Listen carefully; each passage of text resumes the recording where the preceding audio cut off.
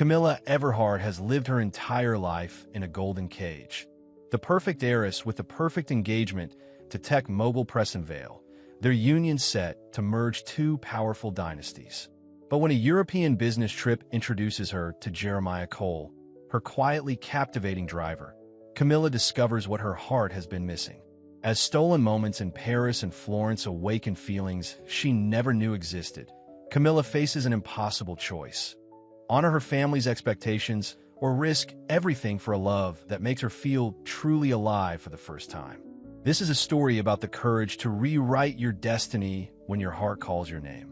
Before we start this story, comment below for where you're watching us.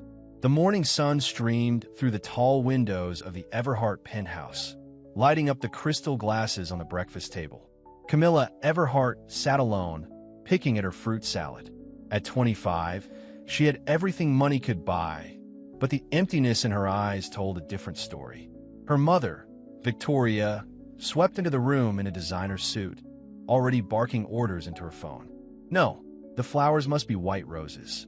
Nothing else will do for the Everhart Vale wedding, she said, then hung up. She looked at her daughter with a critical eye. Camilla, darling, you need to eat. The final fitting for your wedding dress is next week.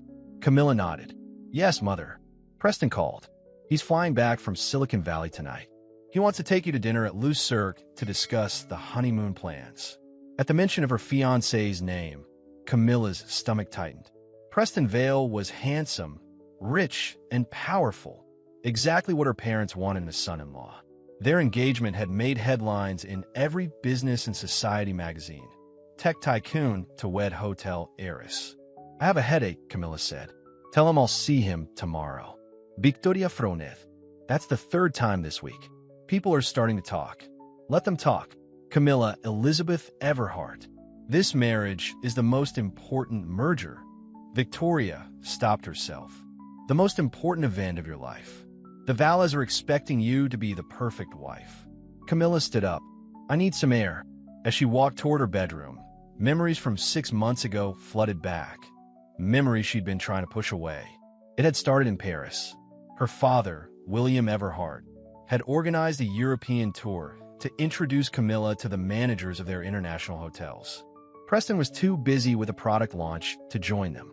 This is Jeremiah Cole, her father had said, gesturing to a tall man in a crisp black suit standing by a luxury car. He'll be your driver during the tour. Jeremiah had simply nodded, his expression professional but warm. Miss Everhart. His voice was deep and melodic, with a quiet confidence that caught her attention immediately. Over the next few days, as they traveled from Paris to Rome, Camilla found herself looking forward to the car rides. Unlike everyone else in her life, Jeremiah didn't treat her like a princess or a prize. He spoke to her like a person. Have you been to the Louvre before, Miss Everhart? He asked one afternoon as they sat in traffic. 3 times, she said, but I've never really seen it. He glanced at her in the rearview mirror, his dark eyes curious. What do you mean? My parents always rush me through to see the famous pieces. For the photos, you know? I've never had time to just look. The next morning, Jeremiah was waiting for her outside the hotel an hour before her scheduled meeting. Your father mentioned you have free time this morning, he said. I thought you might want to actually see the Louvre. She hesitated, then smiled. I'd like that. For 2 hours, they wandered through the less crowded sections of the museum. Jeremiah knew about art, not in a showy way, but with genuine appreciation. When Camilla asked how, he explained that his mother had been an art teacher. She believed art was for everyone, he said, not just for people who could afford to buy it. By the time they reached Venice, Camilla found herself creating excuses to spend time with Jeremiah. She'd asked him to show her local spots that tourists missed. He always maintained a respectful distance, but she could feel something growing between them, something real and unexpected. One evening in Venice, after a tense dinner with hotel investors where her father had paraded her around like a trophy, Camilla slipped away from the hotel. She found a small cafe by a canal and ordered a glass of wine. Miss Everhart, a familiar voice said. Jeremiah stood nearby, concern in his eyes. Your father is looking for you. Let him look, she said, gesturing to the chair across from her. Sit with me, please. After a moment's hesitation, he sat down. This isn't appropriate. Nothing about my life is appropriate, she said with a bitter laugh. I'm engaged to a man who sees me as a business acquisition. My father uses me to charm investors. My mother treats me like a doll to dress up. You're the only person who talks to me like I'm real. His expression softened. You are real, Camilla. It was the first time he'd said her name. The sound of it in his voice made her heart race. They talked for hours that night. About books they loved. About places they wanted to see. About dreams they'd set aside. When it started to rain, they ran laughing through narrow streets back to the hotel. At her door, she turned to him. Thank you for tonight. I should apologize, he said. I crossed the line. Don't you dare apologize, she whispered. That's the first real conversation I've had in years. In Florence, things changed. After another formal dinner, where Preston called to discuss wedding venues while everyone listened, Camilla escaped to the hotel gardens. Tears streamed down her face as she realized how trapped she felt. She didn't hear Jeremiah approach until he was beside her. Are you all right? He asked softly. No, she admitted. I haven't been all right for a very long time. He offered her his handkerchief. As she took it, their fingers touched, and something electric passed between them. Tell me about him, Jeremiah said. Your fiancé. Camilla wiped her tears. Preston is smart, successful. My parents adore him. But do you love him? The question hung in the air between them. I don't even know what love is supposed to feel like, she finally said. How did you know? With your wife or girlfriend? I'm not married, he said. My last relationship ended 2 years ago. She wanted someone who would be home more often. This job, I travel a lot. Do you ever get lonely? Camilla asked. He looked at her then, really looked at her, his eyes reflecting the moonlight. Yes, sometimes. Me too, she whispered. All the time. Later, she couldn't remember who moved first. Only that suddenly his arms were around her, and her head was resting against his chest. She could hear his heartbeat, strong and steady. This is wrong, he murmured, even as his hand gently stroked her hair. Then why does it feel so right? She asked, looking up at him. The kiss happened slowly, a gentle press of his lips against hers that deepened into something that made her feel truly alive for the first time. His touch was tender, respectful, but filled with a passion that took her breath away. When they finally pulled apart, she saw conflict in his eyes. Camilla, he said, her name like a prayer on his lips. You're engaged. I work for your father. There are 1,000 reasons why this can't happen. Give me one reason why it should, she challenged. He touched her face gently. Because when I'm with you, nothing else matters. That night changed everything. For the rest of the time in Florence, they lived for stolen moments. A brush of hands when no one was looking. Secret smiles across crowded rooms. Late-night conversations on hotel balconies when everyone else was asleep. Jeremiah never pushed for more than she was ready to give.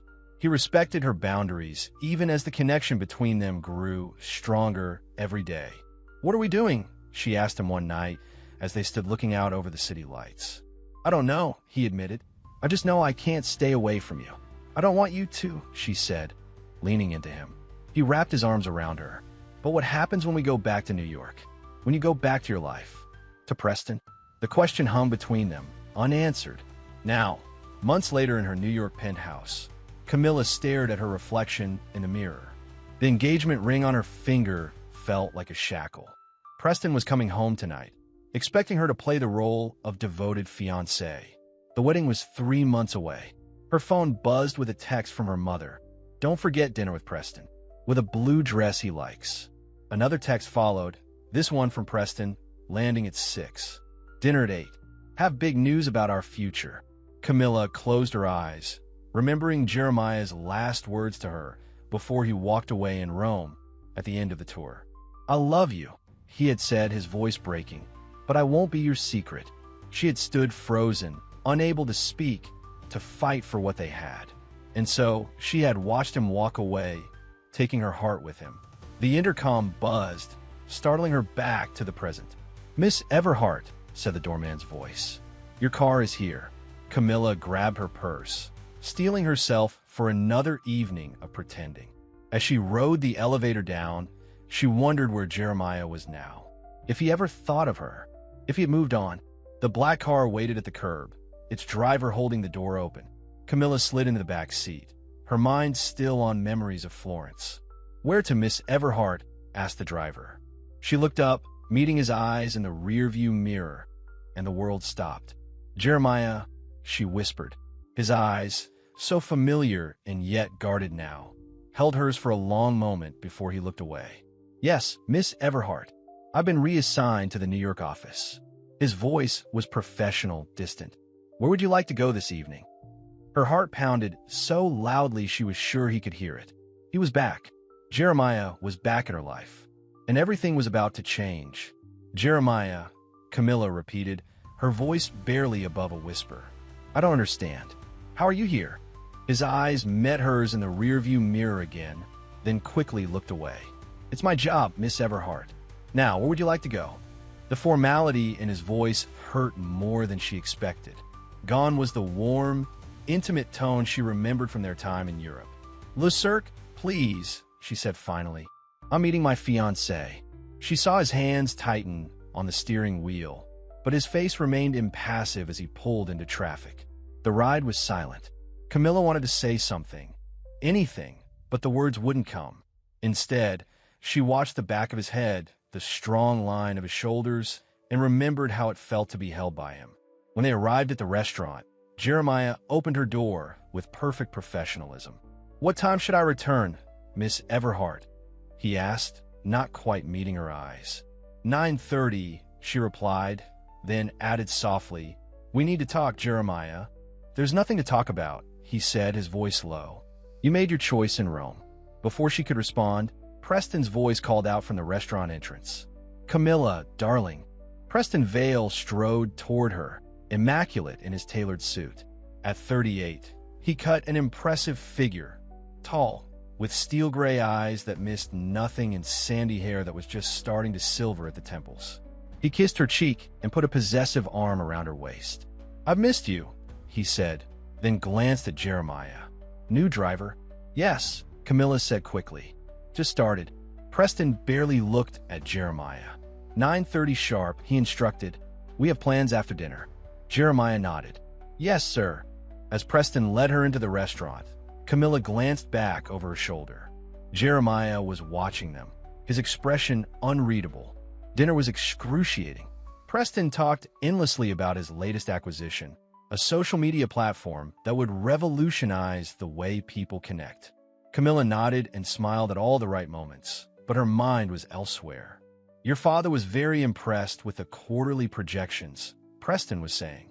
"The merger of our companies after the wedding will create the biggest technology hospitality conglomerate in the country." "Is that what our marriage is?" Camilla asked suddenly. "A merger?" Preston looked surprised, then laughed. "Of course not, darling. That's just a happy bonus." He reached across the table and took her hand, his thumb brushing across her engagement ring. "We're going to be very happy together. Which brings me to my news." He pulled out his phone and showed her pictures of a massive estate in the Hamptons. "I bought it today. Our wedding present. 20 acres, private beach, tennis courts, guest houses for your parents when they visit." "It's very big," Camilla managed. "Only the best for my future wife," Preston said with a satisfied smile. "I've already hired designers to make it perfect for us. Oh, and I've decided we should move up the wedding. No point in waiting until fall." Camilla nearly choked on her wine. "Move it up? But all the arrangements." "Your mother agrees with me." Preston cut in smoothly. "We're thinking next month. Small ceremony, just 300 of our closest friends and family. The press will love it." "Next month," Camilla repeated, feeling trapped. "Preston, that's so soon." He squeezed her hand. "When you know it's right, why wait?" His phone buzzed, and he checked it immediately. "Excuse me, darling. I need to take this." "It's Tokyo." As Preston stepped away to take his call, Camilla sat alone, feeling like she couldn't breathe. 1 month. In 1 month, she would be Mrs. Preston Vale, locked into a life that felt more like a business arrangement than a marriage. She thought of Jeremiah, waiting outside in the car, of their nights in Florence, of how alive she felt when she was with him. Preston returned, already checking his watch. "Sorry about that." Shall we go? I have a surprise for you. Outside, Jeremiah was waiting with the car. He opened the door without looking at Camilla. The Plaza Hotel, Preston instructed him. The grand ballroom entrance. As they drove, Preston pulled out a small box. I have something for you, he said, opening it to reveal a stunning diamond bracelet. It's beautiful, Camilla said automatically. Only the best for you, Preston repeated, fastening it around her wrist. He didn't notice how she tensed when his fingers touched her skin. I've arranged a little engagement party tonight. Just 50 or so of our friends. Tonight, Camilla said, surprised. But you just got back from California. I had your mother organize it, Preston explained. Everyone's excited about the earlier wedding date. In the front seat, Jeremiah's shoulders stiffened slightly. Camilla caught his eyes in the mirror for a brief moment before he looked away. The plaza was lit up like a fairy tale castle. As they pulled up to the entrance, photographers were already waiting, flashing cameras as Preston helped Camilla from the car. Smile, darling, he whispered. Page 6 is here. Camilla forced a smile as Preston led her inside, not daring to look back at Jeremiah. The ballroom was filled with New York's elite, bankers, tech entrepreneurs, old money families like the Everharts. Camilla's mother rushed over immediately. Darling, you're late, Victoria said, kissing the air near Camilla's cheek. Everyone's been waiting. I didn't know about this party until 5 minutes ago, Camilla said quietly. Victoria ignored her, turning to Preston with a bright smile. Preston, the Morgans are dying to hear about the new house. As Preston was pulled away to mingle, Camilla stood alone, feeling like a stranger at her own engagement party. She watched her future husband work the room, shaking hands, making deals, occasionally glancing her way to make sure she was still there. You look like you could use this, said a voice beside her. It was her cousin Emma, holding out a glass of champagne. Emma, Camilla said with genuine relief. Thank God. Someone real. Emma laughed. Don't let Aunt Victoria hear you say that. Everyone here is very important, you know. She clinked her glass against Camilla's. So, 1 month until the big day. Are you excited? Terrified is more like it, Camilla admitted. Emma studied her face. Cammy, are you okay? You don't seem like yourself lately. Camilla hesitated. Emma was the only family member she truly trusted. Can you keep a secret? Always. I think I'm making a terrible mistake, Camilla whispered. Emma's eyes widened. The wedding. Camilla nodded. Preston is perfect on paper. He's everything my parents want. But he's not what you want, Emma finished for her. I don't know what I want anymore, Camilla said. It was a lie.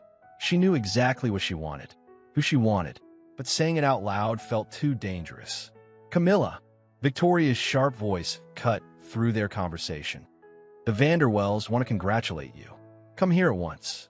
With an apologetic look at Emma, Camilla was swept back into the party, moving from group to group, accepting congratulations with a practiced smile while feeling more and more like she was drowning. 2 hours later, she slipped away to the ladies' room, desperate for a moment alone. She stared at her reflection in the mirror, hardly recognizing the perfectly groomed woman looking back at her.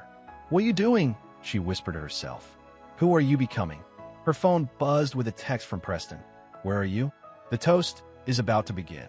Taking a deep breath, she rejoined the party just as Preston was clinking a spoon against a champagne glass. Everyone, he announced, his arm around Camilla's waist. Thank you all for coming tonight. As you know, Camilla and I have decided to move our wedding date up to next month. There were cheers and applause. Camilla's smile felt frozen on her face. When you find the perfect woman, Preston continued, looking down at her with what she supposed was affection. Why wait? The Everhart-Vale Union will be the social event of the year and the beginning of a powerful new dynasty. More applause. Cameras flashed. Camilla felt like she was watching herself from a distance, trapped in a life someone else had designed for her. The party finally ended close to midnight. As Preston helped her in her coat, he kissed her cheek. I have an early flight to Chicago tomorrow. Your driver can take you home. You're not coming with me? Camilla asked, surprised by the rush of relief she felt. Conference call with Beijing at 5 a.m., he explained. I'll have my assistant call you tomorrow about the wedding planner. And just like that, he was gone, leaving Camilla standing alone in the emptying ballroom. Outside, Jeremiah was waiting by the car. He opened the door without a word. "The Everhart residence," Camilla said as she got in. They drove in silence through the late-night streets of Manhattan. Camilla watched his profile, gathering her courage. "Jeremiah," she finally said, "please talk to me." He kept his eyes on the road. "What would you like to talk about, Miss Everhart? The weather? Your engagement party?" "You know what I want to talk about," she said quietly. "Us." "There is no us," he said, his voice tight. "There's you and your fiancé. Your perfect life. Your wedding next month." "How did you end up as my driver again?" she asked. "Of all the drivers in New York." "Your father's assistant hired me," he said. "She remembered me from Europe. So I did a good job. I didn't know I'd be assigned to you. And if you had known," he didn't answer immediately, "then I would have refused." The words stung. "Do you hate me that much?" Jeremiah sighed, finally pulling the car over to the side of the road. He turned to look at her directly for the first time. "I could never hate you, Camilla," he said softly. "That's the problem." Her heart pounded. "Jeremiah, what happened in Europe was a mistake," he finished for her. "You made that very clear when you let me walk away." "I was scared," she admitted. "My whole life, I've been told what to do, who to be. My parents, my friends, society, everyone has expectations. Preston fits the plan. You don't," he said simply. "No," she agreed. "You don't. But when I'm with you, I feel real. I feel alive." Jeremiah closed his eyes briefly. "Don't do this, Camilla. You're engaged. You're getting married in a month." "What if I wasn't?" she asked, her voice barely above a whisper. His eyes snapped open, searching her face. "What are you saying?" "I don't know," she admitted. "I just know that seeing you again, it's like waking up from a long sleep." He shook his head. "I won't be the reason you break your engagement. I won't be your secret affair, your bit of excitement before you settle down with a man you don't love." "That's not what this is," Camilla protested. "Then what is it?" he challenged. "Are you ready to walk away from everything? Your family, your inheritance, your entire world? Because that's what it would take, Camilla. Your father would never accept us. Neither would your fiancé or the society you live in." Tears filled her eyes. "So what am I supposed to do? Marry a man I don't love because it's convenient?" "You need to figure out what you want," Jeremiah said gently. "Not what I want or what Preston wants or what your parents want. What you want."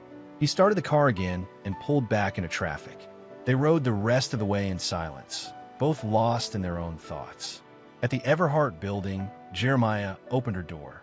As she stepped out, their hands brushed, and the electricity between them was undeniable. "Good night, Miss Everhart," he said formally, though his eyes told a different story. "Will I see you tomorrow?" she asked. "I've been assigned as your regular driver," he said. "So yes, unfortunately, you will." Despite everything, she smiled at that. "Unfortunately?"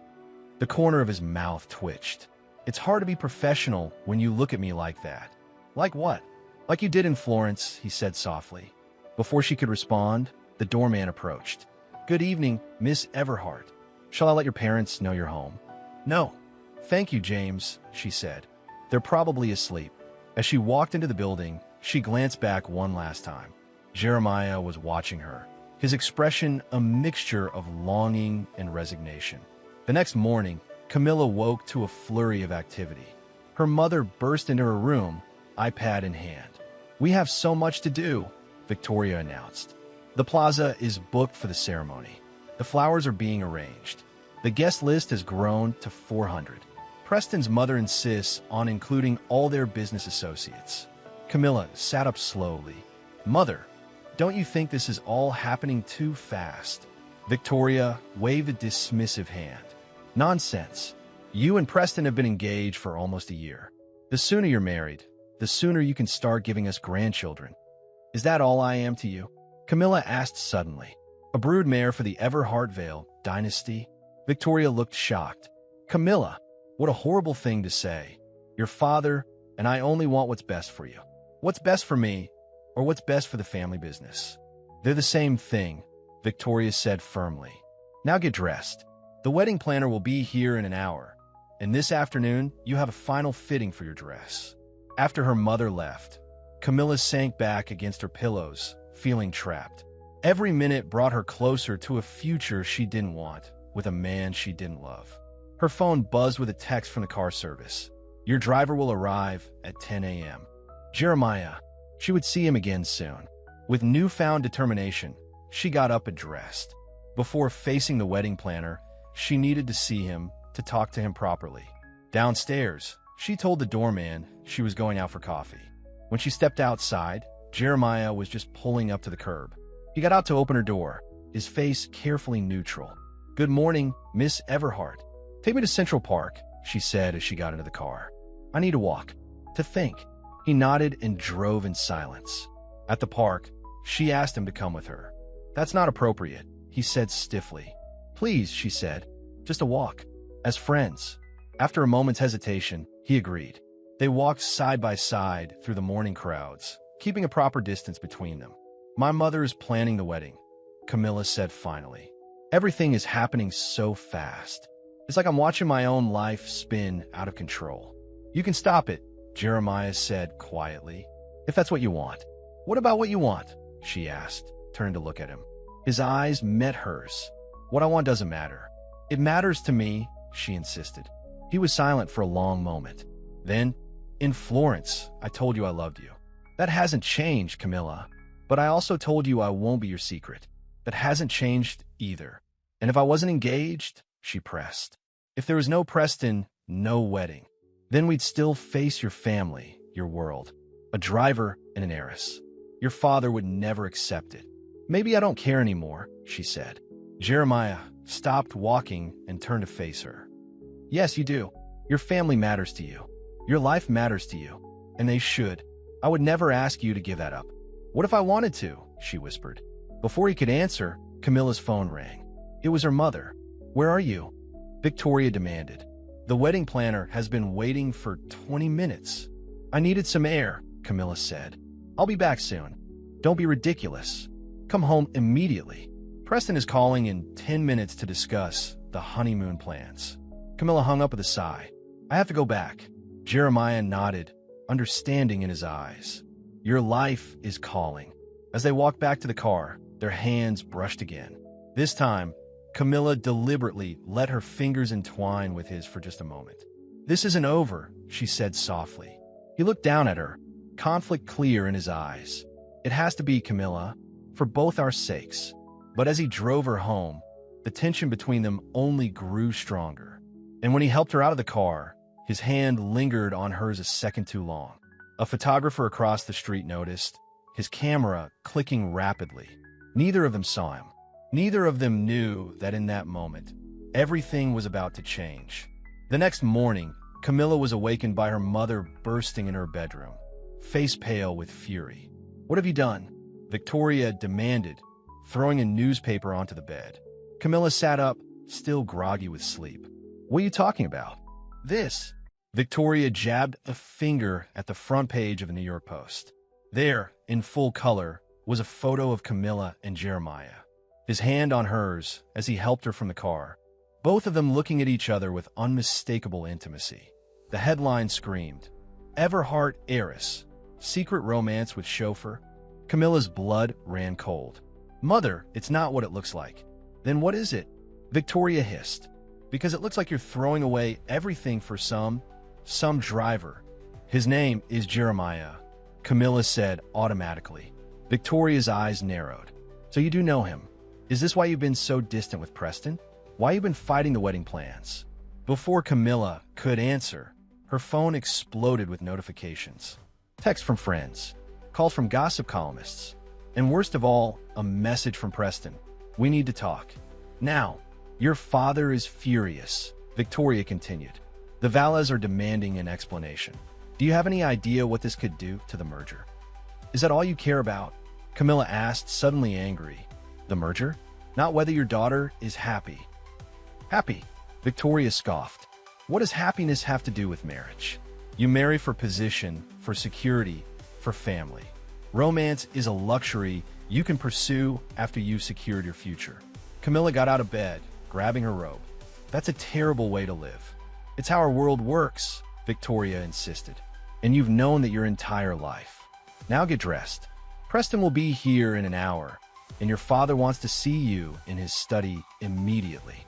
After her mother left, Camilla stared at the newspaper photo. Despite the scandal it had caused, she couldn't help but see the truth it captured. The way they looked at each other, it was real. More real than anything in her carefully staged life. Her phone rang again. This time, it was Emma. "Please tell me you're okay," her cousin said as soon as Camilla answered. "I don't know what I am," Camilla admitted. "But the photo, it's not exactly wrong, Emma."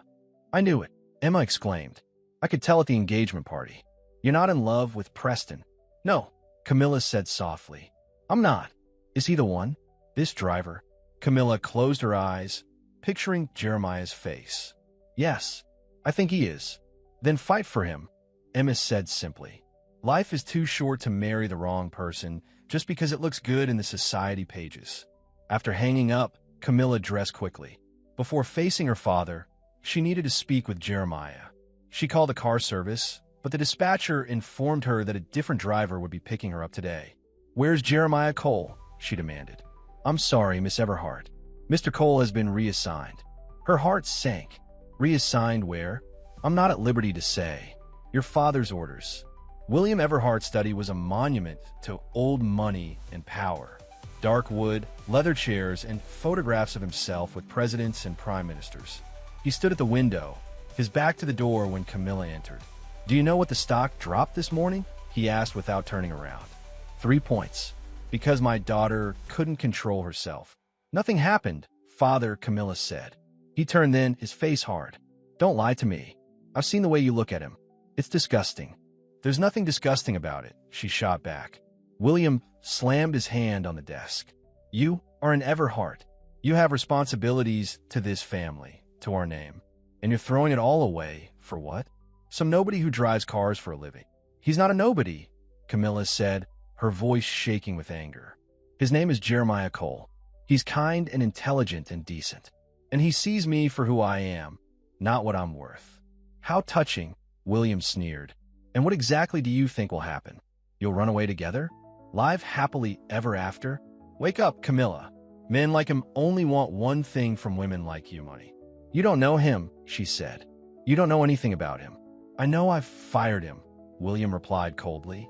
"He'll never work in the city again. I've made sure of it." Camilla felt like she'd been slapped. "You can't do that." "I already have. And now you're going to fix this mess. Preston will be here any minute. You will apologize, tell him it was nothing, and recommit to this wedding. Am I understood? And if I don't?" Camilla challenged. William's expression hardened further. "Then you're cut off. No money, no trust fund, no place in this family. Is that what you want? To throw away everything for a man who's probably halfway to another state by now?" Before she could respond, Victoria appeared at the door. "Preston's here," she announced tensely. Preston Vale strode into the study, his face a mask of barely controlled fury. He dropped a stack of tabloids on the desk, each featuring the same photo. "Explain this," he demanded, looking at Camilla. She lifted her chin. "It's not what it looks like." "Really?" Preston's voice dripped with sarcasm. "Because it looks like my fiancée is having an affair with her driver." "I'm not having an affair," Camilla said truthfully. Nothing physical had happened between her and Jeremiah in New York. Only lingering looks and touches that spoke volumes. "The driver has been dealt with," William interjected smoothly. "Fired and blacklisted. He won't be a problem anymore." Preston's jaw tightened. "That's not enough. I want a public statement. Today." Denying everything. "Of course," Victoria said quickly. "We'll have our PR team draft something immediately. And I want the wedding moved up again." Preston continued, his eyes cold as they fixed on Camilla. "No more waiting. 2 weeks from now." 2 weeks. Camilla gasped. "That's impossible." "Nothing's impossible with enough money," Preston said dismissively. "And I want you to move into my penthouse tonight. No more living here, where you can sneak around behind my back." William nodded approvingly. "An excellent idea. Victoria will help you pack." "Don't I get a say in any of this?" Camilla asked, looking from her father to Preston. "You lost that right when you embarrassed us all," Preston said coldly. He reached for her hand, gripping it too tightly. "Remember what's at stake here, Camilla. Not just for you, but for your family. The merger, your father's expansion plans, it all depends on our marriage." She pulled her hand away. So that's all I am to you? A business transaction? Don't be dramatic, Preston scoffed. You've always known what our marriage is about. Security, position, advantage. Love was never part of the equation. His honesty, at least, was refreshing. Camilla looked at him, really looked at him, and saw the emptiness behind his handsome face. This was the man she was supposed to spend her life with? Bear children with? Grow old beside? I can't do this, she said quietly. What did you say? Preston's voice was dangerous. Camilla took a deep breath. I said I can't do this. I can't marry you, Preston. The room went deadly silent. Victoria gasped. William's face turned purple with rage. You don't know what you're saying, Preston said through clenched teeth. I do, Camilla replied, a strange calm settling over her. For the first time in my life, I know exactly what I'm saying. I don't love you. I never have. And I won't spend my life pretending. Preston's hand shot out, grabbing her arm. You think you can humiliate me like this? Do you have any idea what I could do to your family's company? Let go of me, Camilla said evenly. Preston, William warned, calm down. Preston released her arm, but his eyes were cold with fury. You'll regret this, he promised. I'll make sure of it. He stormed out, slamming the door behind him. The moment he was gone, William turned on Camilla. Have you lost your mind? Do you know what you've just done? I've done what I should have done months ago, she said. Told the truth. The truth, William scoffed. The truth is you're throwing away everything for a man who isn't worth the dirt on your shoes. Don't talk about him like that, Camilla said sharply. Your driver, William sneered. That's who you're choosing over your family, your future? I'm choosing myself, Camilla corrected him. For once in my life, I'm making my own decision. Victoria sank into a chair, dabbing at her eyes with a handkerchief. What will people say? The scandal. I don't care what people say anymore, Camilla told her. I care about being happy. William pointed to the door. Get out. Go to your room and stay there until you come to your senses. I'm not a child, father. You can't send me to my room. As long as you live under my roof, you'll do as I say, he thundered. Then I won't live under your roof anymore, Camilla said simply. Her father's face went white with shock. If you walk out that door, don't bother coming back. You'll be cut off. No money, no inheritance, nothing. Camilla looked at him for a long moment. Is that what you think I care about? Money. Without it, you're nothing, William said cruelly. You've never worked a day in your life. What will you do? Where will you go? I don't know, she admitted, but I'll figure it out. She turned to leave, but her mother caught her arm. Camilla, please, think about what you're doing. For a moment, Camilla saw something in her mother's eyes she'd never seen before, fear. Not just for the scandal or the social embarrassment, but for her. I have thought about it, mother, she said gently.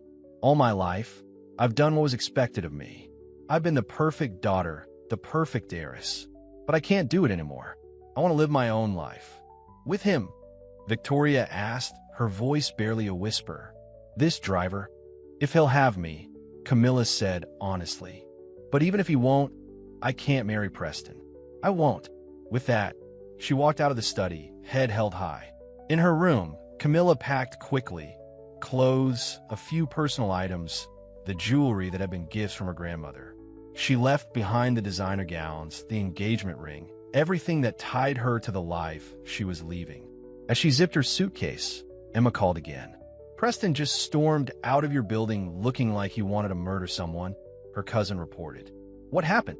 I broke the engagement, Camilla said, and my father's disowned me. Emma gasped. Gummy, no, it's done, Camilla said, surprised at how calm she felt. But I need your help. I need to find Jeremiah. The driver? Your father fired him. Yes, and I don't know where he is. Can you help me? Emma didn't hesitate. Of course. Where are you going to stay? I don't know yet. A hotel, I guess. No, you'll stay with me, Emma insisted.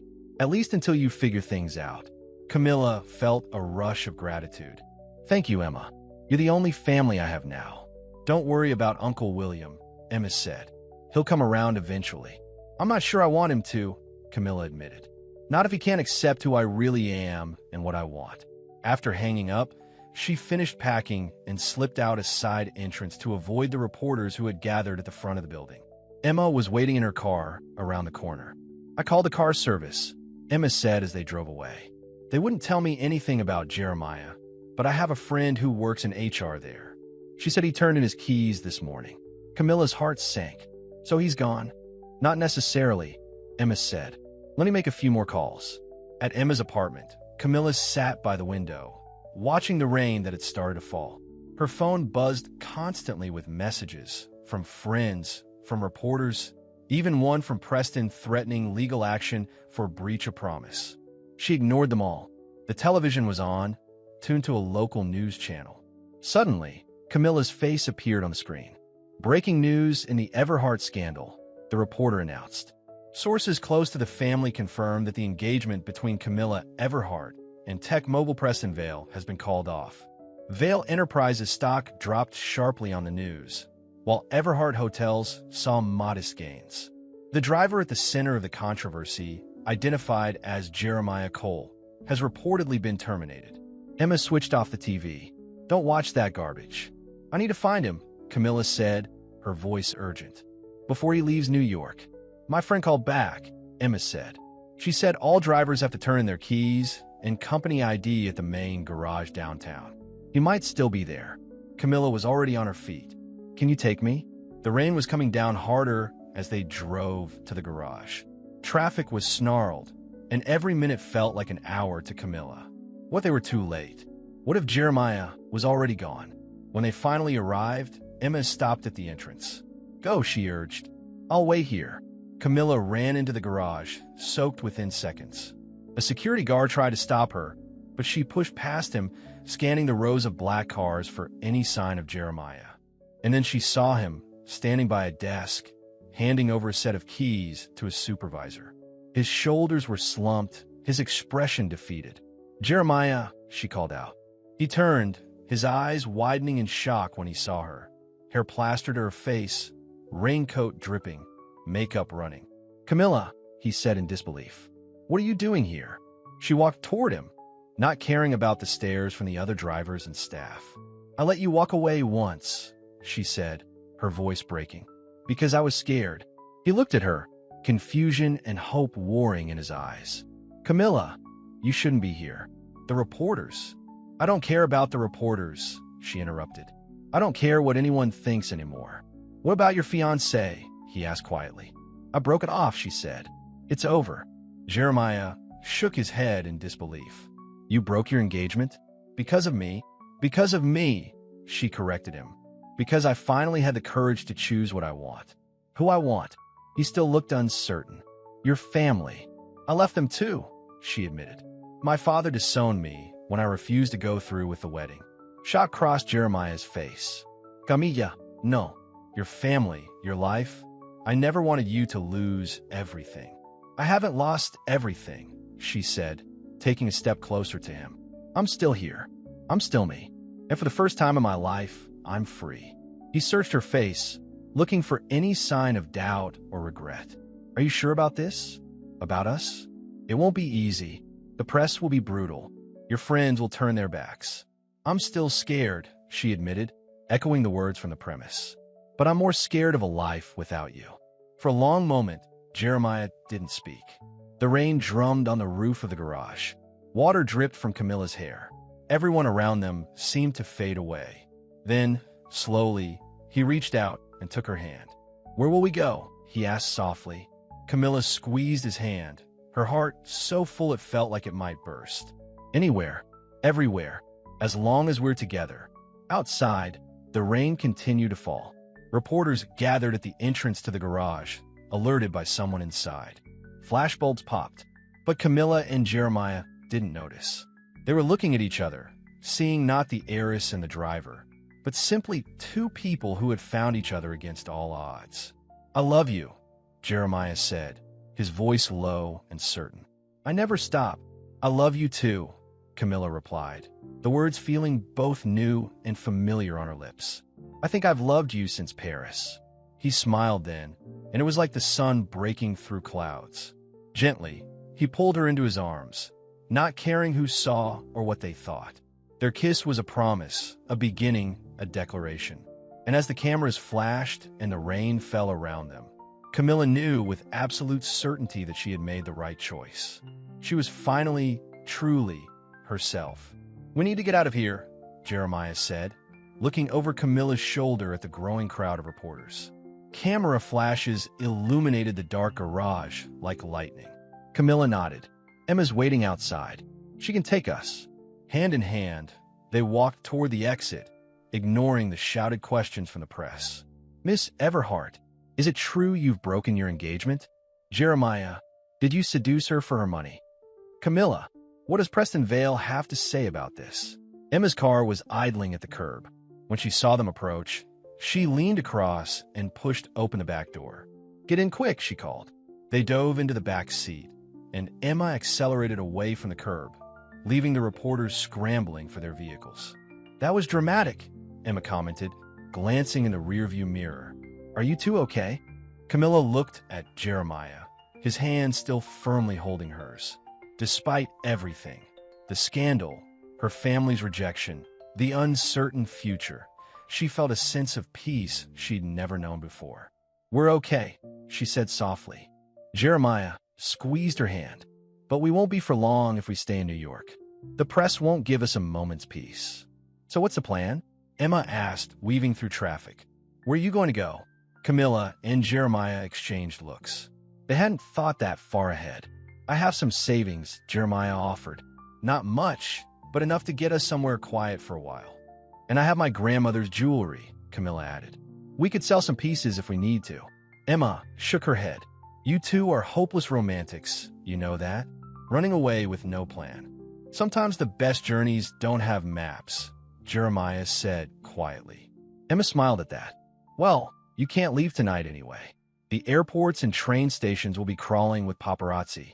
Stay at my place for a day or two. Figure things out." That night, Camilla and Jeremiah sat at Emma's kitchen table, planning their escape. The television in the background continued to broadcast updates on the scandal. "Preston Vale has filed for breach of contract against the Everhart family," a reporter announced. Sources close to Vale say he's seeking damages in excess of $50 million for the collapsed merger between Vale Technologies and Everhart Hotels. Camilla winced. "I never meant to hurt anyone." "This isn't your fault," Jeremiah assured her. "Preston and your father saw your marriage as a business deal. You were never more than a signature on a contract to them." "I know," she said. "But still, $50 million. Your father can afford it," Emma pointed out, bringing them tea. "And for what I hear, Everhart stock is actually up since the news broke. Turns out the investors weren't as excited about the merger as Preston was." Jeremiah unfolded a map of Europe. "I've always wanted to see Portugal," he said. "The Algarve coast is supposed to be beautiful this time of year, and it's far enough off the beaten path that we might find some peace." "Portugal," Camilla repeated, testing the word. "I've never been there." "Me neither," Jeremiah admitted with a smile. "We can discover it together." 2 days later, using fake names and disguises provided by Emma, they boarded a flight to Lisbon.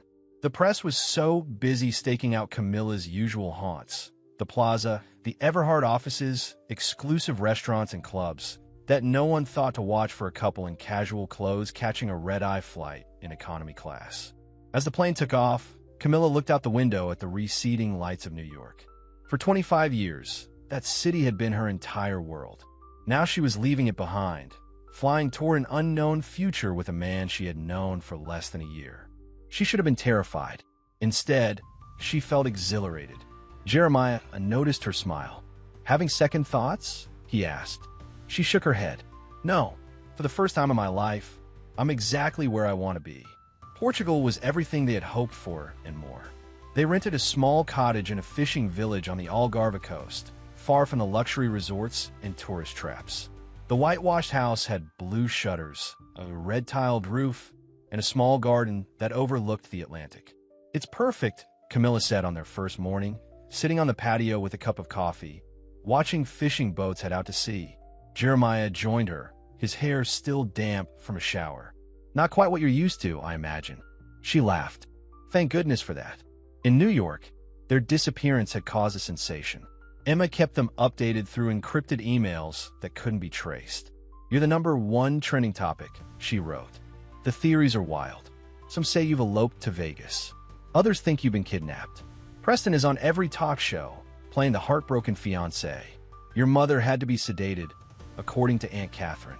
And your father, well, let's just say I've never seen Uncle William so angry.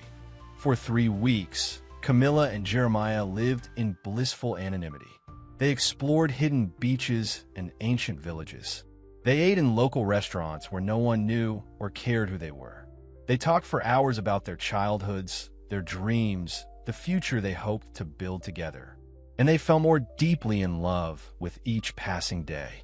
I've been thinking, Jeremiah said one evening as they walked barefoot along the beach at sunset. Maybe we should stay here, make a life in Portugal. Camilla looked up at him, surprised. You mean permanently? He nodded. I could find work on the fishing boats or at one of the vineyards inland. You could do whatever you want. Teach English, paint, open a little shop. It sounds wonderful, she admitted. No pressure, no expectations. Just us. But, he prompted, hearing the hesitation in her voice. Camilla sighed. But we'd always be running, always looking over our shoulders, wondering when our past would catch up with us. Jeremiah stopped walking and turned to face her. Are you saying you want to go back? Not to my old life, she said quickly. Never that. But maybe we need to face this head on. Clear the air. Make peace if we can. He studied her face in the fading light. You miss your family. Parts of them, she admitted. Emma, my cousin Michael, even my mother, sometimes. Not what they expected me to be, but they're still my family. Jeremiah pulled her close. Then we'll go back. When you're ready. The decision was made for them the very next day. As they browsed a local market, buying fresh bread and olives for lunch, Camilla noticed a familiar image on the cover of a travel magazine in a nearby rack. It was them. Someone had photographed them walking along the beach, hand in hand, laughing in the sunshine. The photo was small, tucked in the corner of the cover with a caption in Portuguese that she couldn't read. Jeremiah, she said, her voice tight with alarm. Look, he saw the magazine and quickly purchased it. Back at their cottage, they found a neighbor to translate the caption. American Heiress finds love and freedom on Portugal's forgotten coast. The article inside was brief, but detailed enough to reveal their location. It was only a matter of time before the international press descended on their peaceful village. We need to leave, Jeremiah said, already packing their few belongings. Find somewhere else. Camilla sat on the edge of the bed, watching him. No, she said softly. It's time to go home. Time to face the music. He stopped packing, his eyes searching hers. Are you sure? She nodded. I'm not ashamed of us, Jeremiah. I don't want to hide anymore. That night, they booked flights back to New York. Emma arranged for a car to meet them at JFK, away from the main terminals where press might be watching. Brace yourselves, she warned her final email. It's a circus back here. Preston's lawsuit has escalated. He's claiming emotional distress, defamation, and something called alienation of affection against Jeremiah. The Everhart board has called an emergency meeting to discuss removing your father as CEO. They blame his handling of the scandal for the company's instability. This is all my fault, Camilla said, showing Jeremiah the email. No, he said firmly. This is what happens when people build their lives on appearances instead of truth. The only thing you did wrong was waiting so long to be honest, with yourself and with everyone else. She looked up at him, drawing strength from his unwavering support. You're right, and it's time for some more honesty. New York greeted them with gray skies and pouring rain.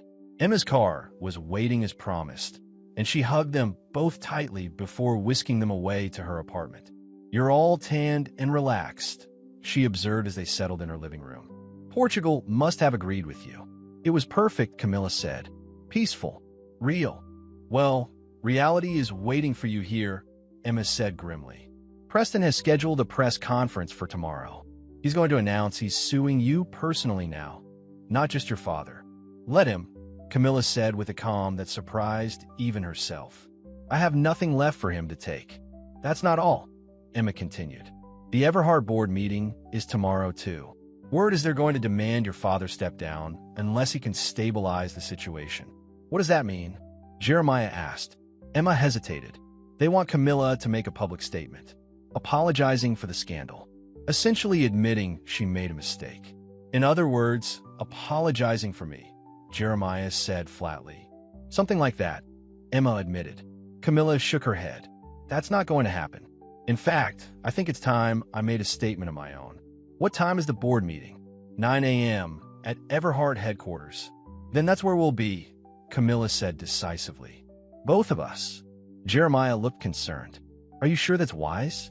Walking right into the lion's den. It's the only way, Camilla insisted. No more hiding. No more running. It's time to face them all. That night, they barely slept. Camilla spent hours writing and rewriting what she wanted to say. Jeremiah held her when she cried, encouraged her when she faltered, and promised to stand by her no matter what. Even if it means facing down your father in Prestonvale in the same room, she asked. Especially then, he assured her. Morning came too quickly.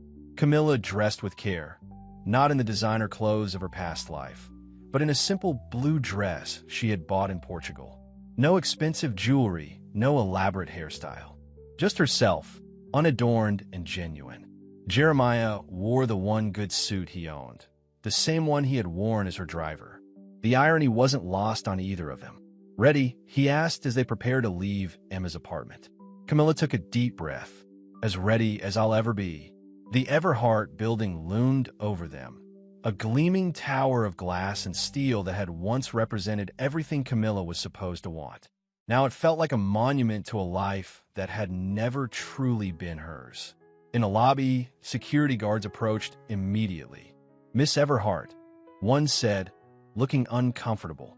Your father left strict instructions. You're not allowed upstairs. Call him, she said firmly.